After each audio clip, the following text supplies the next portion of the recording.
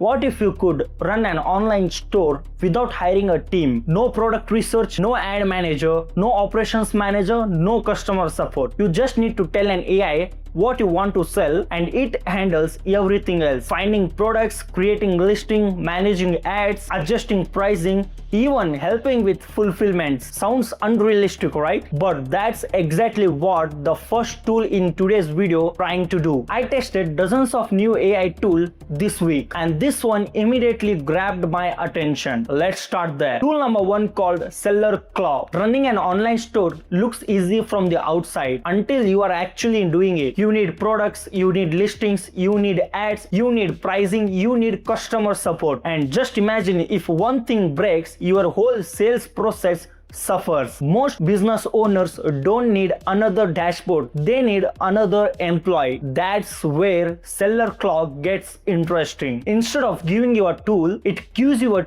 team of AI agents where one agent handles sourcing, another manages the store, another works on advertising, and a supervisor coordinates everything. The goal isn't to make your work faster. The goal is to remove your work completely. What impressed me the most is that you stay in control. Every action can be reviewed, every action can be approved. You as a business owner decide how much autonomy the system gets. If AI agents continue improving at the current pace, this feels like a glimpse into how small businesses can operate in future. Not with the bigger teams, but with the better agents. Of course, running a business is one thing, funding your own business is another. And that's where the next tool comes in. Tool number 2 called Fundraisly. With the name, you identified it raises the fund. But actual story is that most founders think fundraising is pitching your business to any of the investor, but it's not. It's about finding the right investors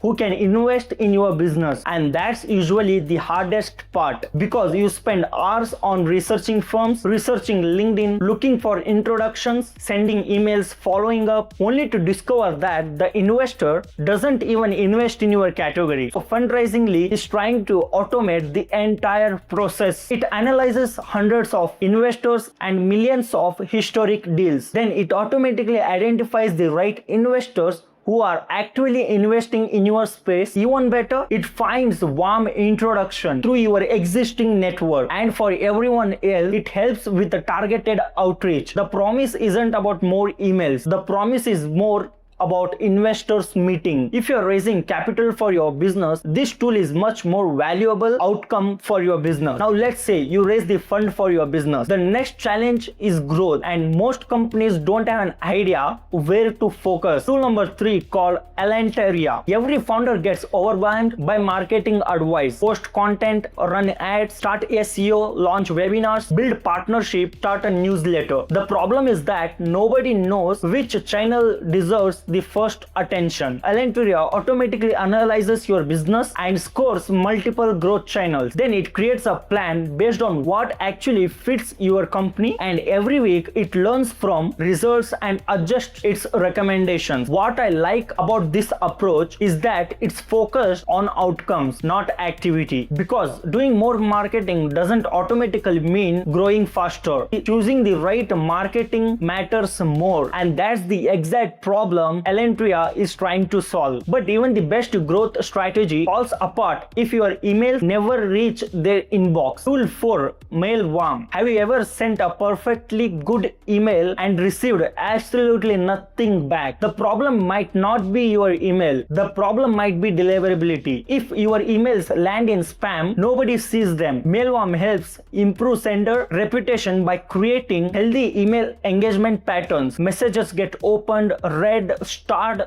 even it gets replied to, all of which helps signal that your email belongs in the inbox. It's not flashy, it's not existing, but if email is the part of your growth strategy, deliverability can make a huge difference between success and failure. Sometimes the most valuable tools are the ones who are working silently in the background. And finally, let's look at one of the most unusual product I found this week, because this one isn't trying to help you work. It's actually trying to know you, that who you are, how you work, and the patterns exactly what you do daily. The last tool, and tool number 5, called Folk. Most AI assistants start your conversation from scratch. Folk takes the opposite approach. The longer you use it, the more useful it becomes. It lives across messaging apps like Telegram, Discord, or iMessages. Since this tool automatically remembers context, learns the preference, helps with planning, joins the conversation, and becomes increasingly personalized over time. What's interesting isn't what it can do today, it's where this kind of category is heading towards. We are moving from AI tools that answers our every question to AI companions that understand